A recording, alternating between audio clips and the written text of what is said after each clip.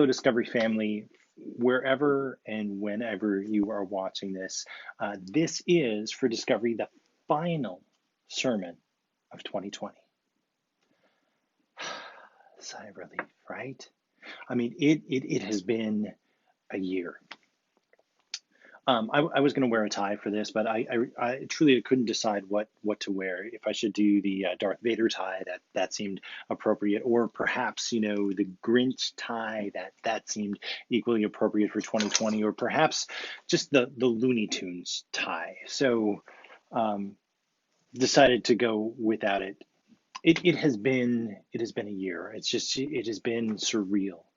Um, Obviously, in the midst of a global pandemic, gyms have been closed for most of the last several months. And so I have been doing a lot of walking. And one of the challenges with that is we live in Minnesota, and I have generally more work to do in the day than there are hours of daylight right now. And so I've been doing a lot of walking outside, which means I've been doing a lot of walking in the dark. And until just a couple days ago, we didn't have any snow, which means it is really dark outside when you're out walking. But I learned something from that. If you want to appreciate the light, go walking in the dark. If you want to appreciate light, go walking in the dark. You see, it is out in the dark and the cold that I have come to really appreciate the light and the warmth. I've enjoyed walking around my neighborhood and seeing all of the Christmas lights. And I've realized it doesn't take a whole lot of lights to make things brighter. I mean, even just a single light bulb on a house makes the house brighter, but you add a strand of lights, even just one strand of Christmas lights, and the house is brighter. You string a couple strands together, and suddenly it's just this beacon shining in a dark night. If you want to appreciate the light, go out at dark. I want to talk this morning about the concept of light in the Bible. See, first and foremost, we need to understand that Jesus is the light of the world. Jesus is the light of the world. I love how John starts his gospel. John says, in the beginning, the Word already existed. The Word was with God, and the Word was God. He existed in the beginning with God. God created everything through him, and nothing was created except through him. The Word gave life to everything that was created, and his life brought light to everyone. The light shines in the darkness, and the darkness can never extinguish it. I love that line. The light shines in the darkness, and the darkness can never extinguish it. It is in the darkness that we most appreciate the light. And it is also in the darkness when light shines brightest. John starts his gospel with this image of light, and it gets repeated throughout the gospel. Jesus himself says in John chapter 9, I am the light of the world. John chapter 12, Jesus says, I have come as a light to shine in this dark world so that those who put their trust in me will no longer remain in darkness. Jesus makes these bold claims about being the spiritual light of the world. And if you think about light and the qualities of light, light illuminates, light reveals, light shows you the path. Light shows you where you're going so that you can continue to move forward. When you are lost in the darkness, light gives you a peace of mind and a comfort. Light can push away fears. Light can literally provide safety. And the first century Jewish audience would have been very in tune with Jesus' message about the light, because light is a metaphor that is used throughout the Old Testament. In the Psalms, it says, God, your light is a lamp for me. The Lord my God lights up my darkness. Psalm 27, it says, the Lord is my light and my salvation. So why? Why should I be afraid? God is my light. God is my salvation. Why should I be afraid?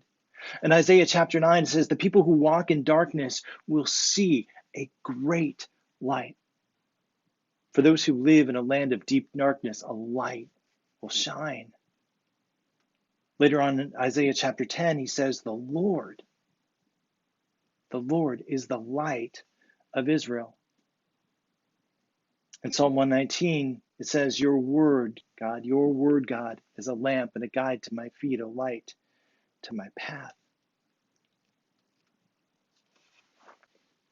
It's that whole idea of light shining in darkness. And Jesus Christ is the light of the world. We see this in the Gospel of Luke as well. So it was the custom when a Jewish boy was just a week or so old that they would take him to the temple to have him dedicated. And when Jesus goes to the temple, there is an old man there, a man by the name of Simeon. And Simeon has received this vision, this revelation from God that he will not die until he has seen God's Messiah. And so one day Simeon gets this vision that he gets prompting to go to the temple, and he goes to the temple on the day that Mary and Joseph are on their way to present Jesus. And he sees the child and he is moved by it, and he goes over and he takes up baby Jesus, and this is what he says. He says, Sovereign Lord, let your servant die in peace. As you have promised, I have seen your salvation, which you have prepared for all people. By that reference there, all people isn't just Israel. He means all people, for all of the world, which you have prepared for all people. And then listen to this. He is a light to reveal God to the nations, and he is the glory of your people, Israel. He is a light to reveal God to the nations. This baby, this Jesus, is the person. He is the light that is going to reveal God to the nations, to all peoples. And it's with this backdrop in mind that Jesus understands and declares, I am the light of the world. Jesus says, I am the radiant one. I am the one who will reveal the true heart and the true nature and the true character of God to all nations, for all people, for all generations. I am the one who will light the way. I am the one who will illuminate your path. I am the one who will show you the way. I am the one who will give you peace when you are lost in darkness. I am the one who will provide safety when you are lost in darkness. I am the one who can take away your fear. I am the one who will reveal what God is truly like for you and for all nations and all peoples. But I really want you to hear what Simeon says at the end there. He says that he is the light to reveal God to the nations. And then he says he is the glory. He is the glory of your people, Israel. In Greek, that word is doxa. He is the doxa of Israel. He is the glorious, the radiance, the magnificence, the excellence, the true character and the nature of Israel. Jesus is true Israel. He is the one who reveals what God had intended for Israel to be all along. He is the one who has been called to be the light to the world. God himself is doing through Jesus what he wanted Israel to do all along, to be that light shining in the darkness, to be that example of what it is like to live in harmony, in communion, in perfect harmony, in perfect fellowship with God. And it's what Isaiah prophesies about in the Old Testament, this light that is coming into the world. Isaiah says in chapter 49, he says, you will do more than restore the people of Israel to me. Speaking about the coming Messiah. I will make you a light to the Gentiles, and you will bring my salvation to the ends of the earth.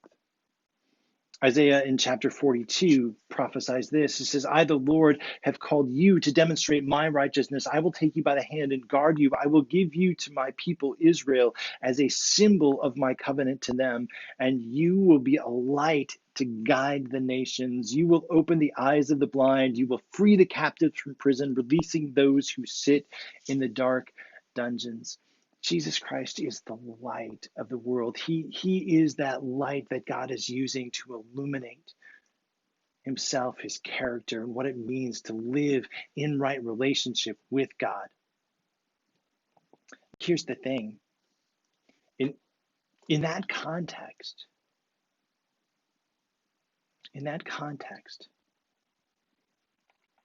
Israel was called to be light.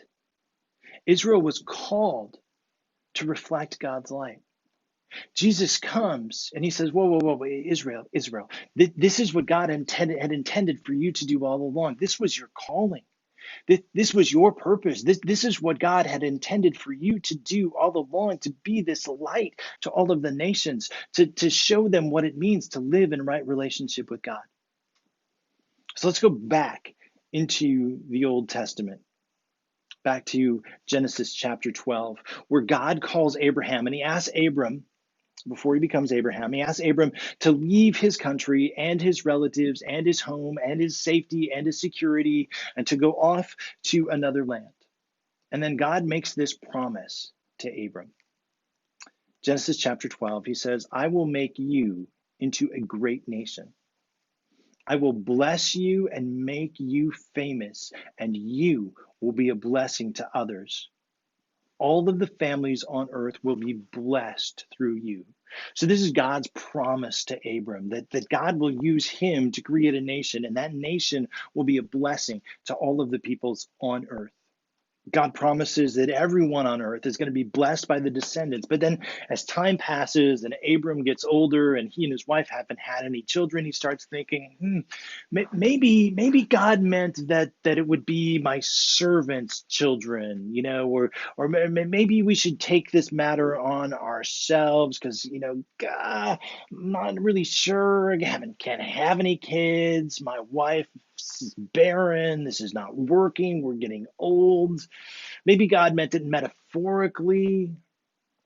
And God shows up in chapter 15. Then the Lord said to him, no, your servant will not be your heir, for you will have a son of your own who will be your heir. And then the Lord took Abram outside and said to him, look up into the sky and count the stars if you can. That's how many descendants you will have. More numerous than the stars. So God makes this promise to Abram, and God says, you will have a son from whom you will have descendants more numerous than the stars. I mean, the unaided naked eye can see, 4,000 to 5,000 stars on a clear night with no light pollution. But Abram hasn't been able to have children, and his wife Sarah, they must have been overwhelmed and bewildered, by this promise. And this is where it gets even more bizarre. God gets really serious. And I mean, a promise from God himself is a big deal, right? So if God were to say, come, just show up at your door one day and be like, hey, I'm God, right? I got a promise to do this. You'd be like, wow, God showed up. I don't see how that's going to happen, but it's God. He showed up. But God goes a step further. God says, you know what, Abram? I can see you're struggling here. I can see you're struggling with trusting me on this one. So I'm going to show you how serious I am. This isn't just an ordinary promise. This is a covenant. It's a contract. And what comes next is one of the most bizarre, unusual, brutal, cringy passages of Scripture. Buckle in. Genesis chapter 15, verses 9 and 10. The Lord told him, bring me a 3-year-old heifer, a 3-year-old female goat, a 3-year-old ram, a turtle dove, and a pigeon. So we got the heifer, the goat, the ram, the turtle dove, and the pigeon. So Abram presented all of these to God, and then Abram killed them. And he cut each animal down the middle and laid the halves side by side. He did not, however, cut the birds in half.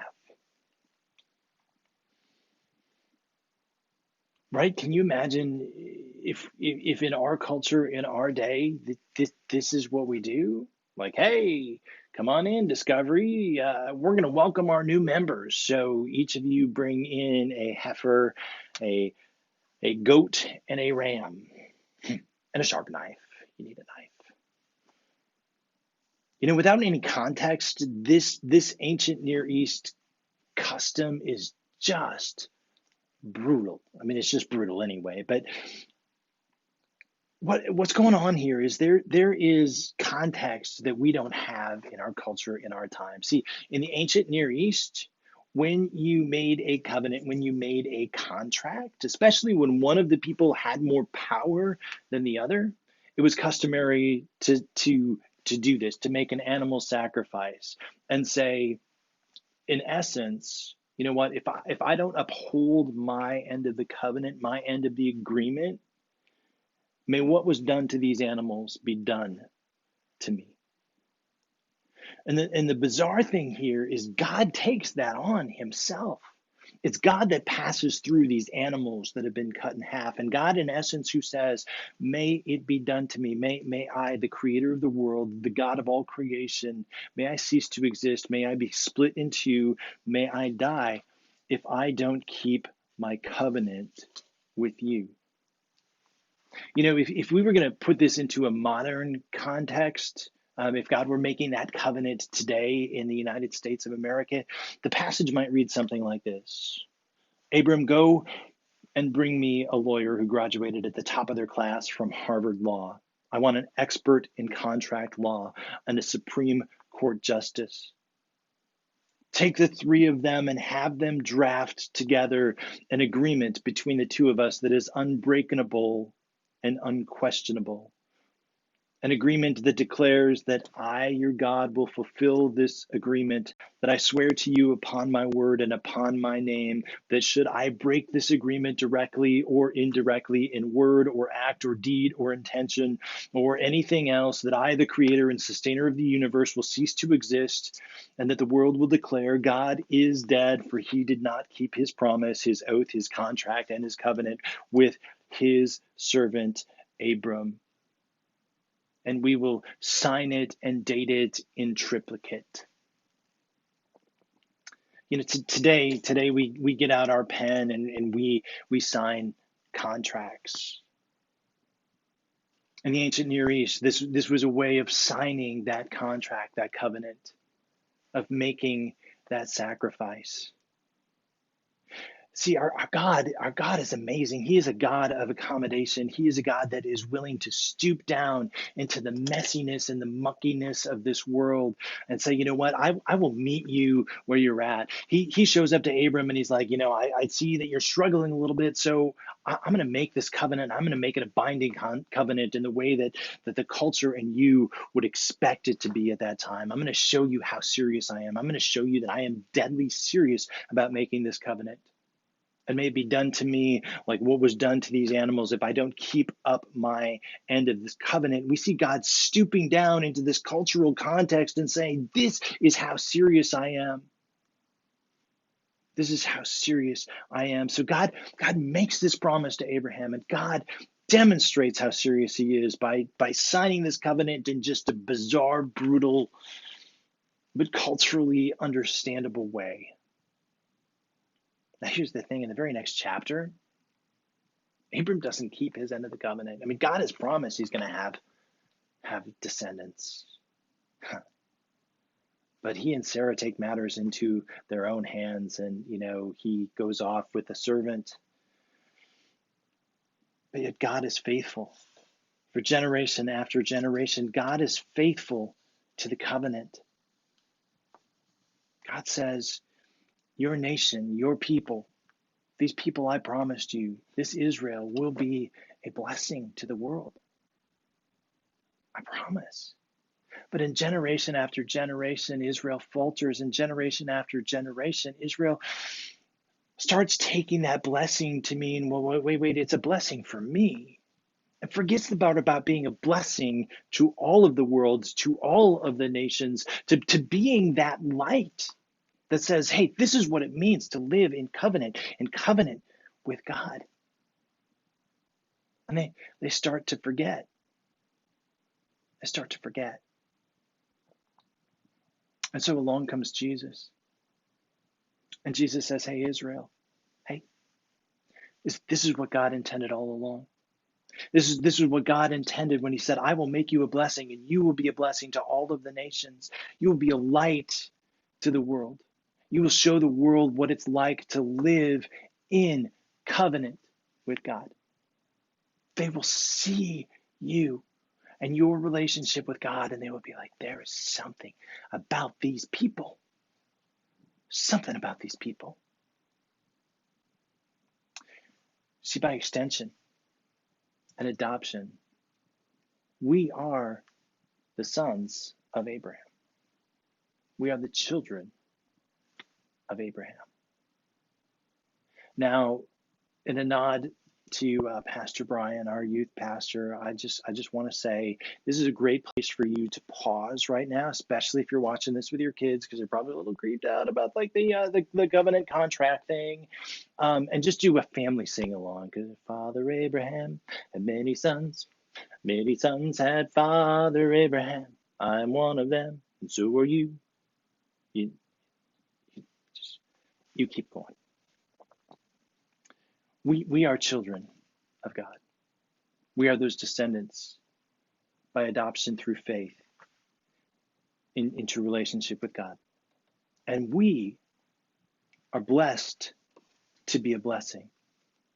You see, it's in the context of the covenant with Abraham that Jesus steps onto the stage and he proclaims, I am the light of the world. It's in that context that he says, this is what God wanted you to do all along, to be a light unto the world, unto all of the nations. Jesus comes and says, you know what, this is what God meant. This is what God wanted. This is what we were called for. This is what the kingdom of God is all about. It is in Jesus that we see God calling his people and all nations to live in fellowship with the Creator. It is in Jesus that we see the heart of God for the restoration of all humanity. Being a chosen child of God, being a child of God, being a believer doesn't make us any better or any smarter or somehow more special. It means that we are called to be a blessing to others. It means we are called to enter into the work that God has wanted us to do all along. What he's wanted us to do for century and for generation after generation. We are called to reflect his light in darkness. In a world of division, we are called to restoration and reconciliation. In a world of hatred, we are called to love our enemies. In a world where they define power by power, having power over other people, God says, no, no, no, no, no. You will be defined by power by lifting other people up, not by putting them down. In a world where it's defined by greatness, we are called to be a people of humility. In a world full of judgmentalism, we are to ascribe worth to others at cost to ourselves. In a world that declares this is all about my rights, we are to lay down our lives, our rights for others. In a world where it's about revenge, we are to have a people of forgiveness, to be a people of forgiveness. Where it is a world at war with one another, we are called to be the peacemakers. Where the world says, you know what, it's all about me and I'm going to be independent, we come along and we say, no, no, no, no, it is all about dependence on God. Where the world is all about, get privilege and use your privilege, we are to be people of servanthood. Where the world is about hoarding and getting everything I can for myself, we are to be a people of generosity. We are called to be light and to reflect God's light. I have a good friend of mine that I worked with, and we worked together at a software development company. And the developers didn't always, test everything fully before we would implement and roll out another version of the software. And he got really good at this. I mean, he would be in the middle of doing a demonstration and he would click on something and it wouldn't work. And he'd say, well, you know what? I mean, if you could see this, this is what it would do. And you would be like, oh, wow, I got to get me some of that. That's what we're called to be. Where the outside world is watching and they see what happens in our lives, in our homes, in our churches, in our fellowship with God, and they think, oh, I got to get me some of that. Singer-songwriter Thomas Rhett put out a song earlier this year called Be a Light. Let me share a couple of lyrics with you. In a time full of war, be peace. In a time full of doubt, just believe. In a world full of hate, be a light. When you've done somebody wrong, make it right. Don't hide in the dark. You were born to shine in a world full of hate, be a light. In a place that needs change, make a difference. In a time full of noise, just listen. In a world full of hate, be a light. We are called to be that light.